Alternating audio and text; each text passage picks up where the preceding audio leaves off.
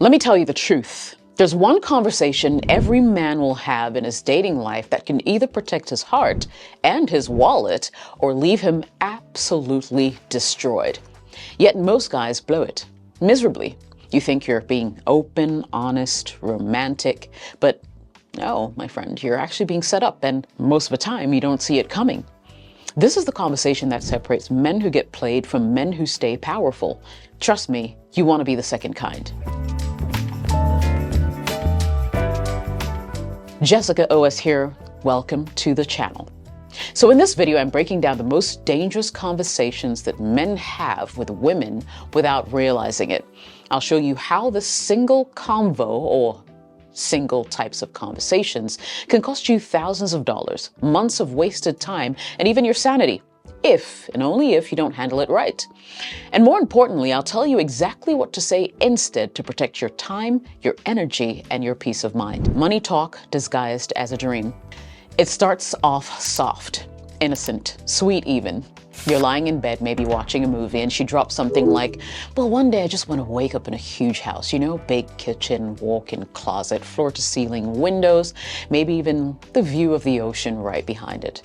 And at first you're thinking, whoa, she's ambitious, she's a dreamer, I like that.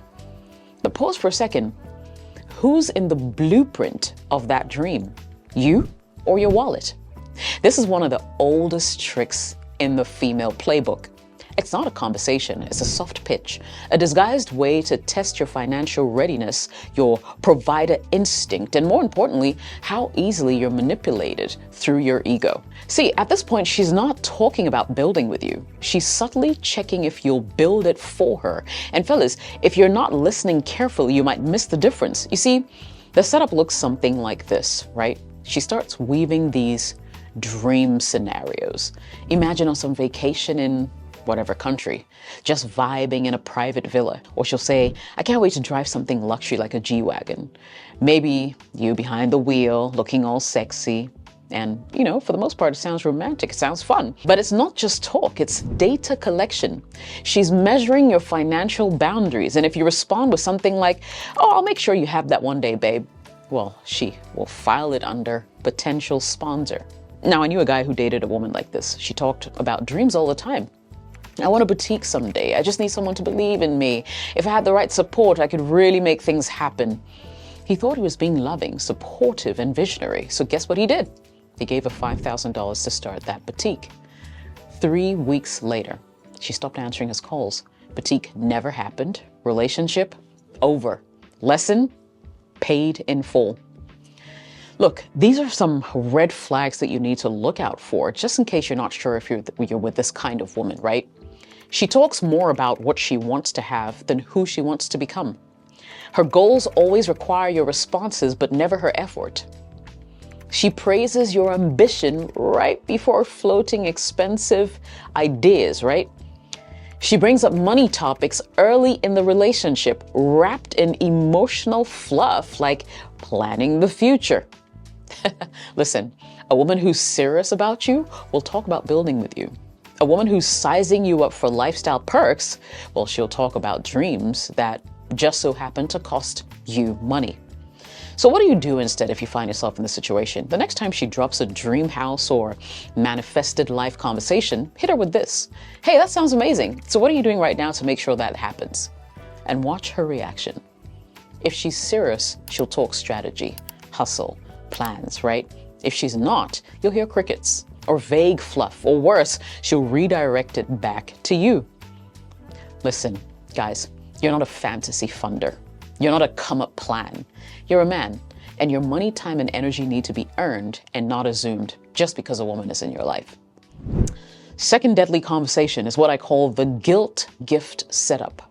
Now, this one right here is subtle, dangerous almost, and way more common than a lot of guys realize, because it's not loud, it doesn't come with a price tag up front either, but it'll drain your wallet and your emotional bank account, one sorry at a time. It starts with a disagreement.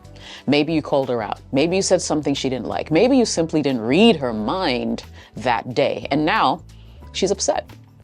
Suddenly she's not responding the same.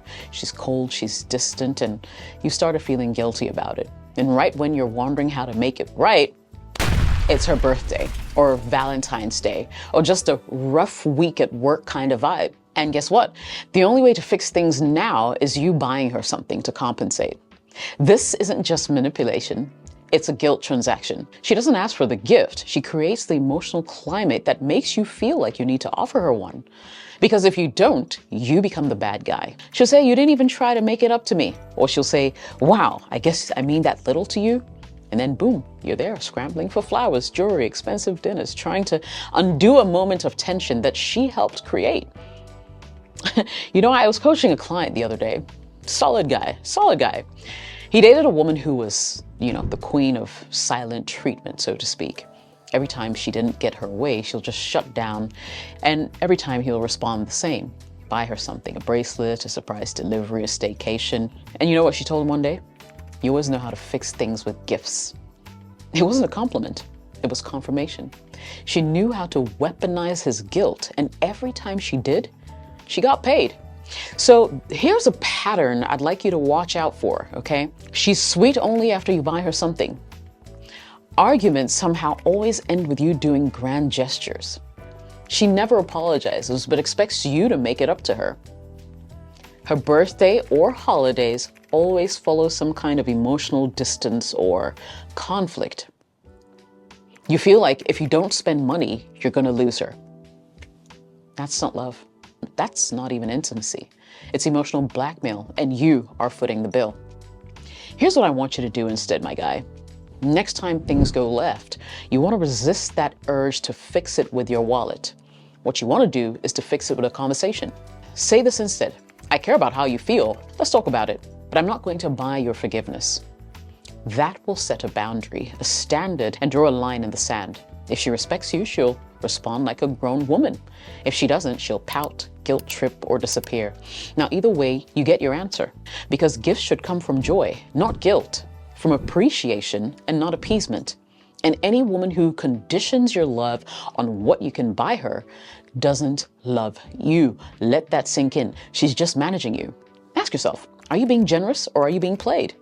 If you're sitting there thinking, well, damn, this is me, then it's time to hit that like button, drop a broken heart emoji in the comments if you've ever been guilt tripped into spending on a woman who wasn't even serious about you to start with. I want to see how many of you are out there. And also, if you're getting real value out of this kind of no fluff dating advice, subscribe to the channel, because this is the type of content that actually saves you from getting played every single time. The third conversation I'd like to tell you about is the let's split everything 50-50 debate. Ah, yes, the classic word team. So let's go 50-50 on everything conversation. Equal partnership, shared responsibilities, no gender roles, no expectations. I mean, sounds fair. But here's what no one tells you. For a good number of women, it's only 50-50 when it benefits her. She'll preach independence, but when it's time to split a bill, see what happens. When her rent is due, who does she call? When her car tire bursts, who does she call? If her Wi-Fi gets cut, who does she call? So here's how it really plays out. Okay, she'll say, we're both grown, I can pay my own way, right? But when the check comes, she'll wait, look, hesitate, or worse, she'll say, you got it, right?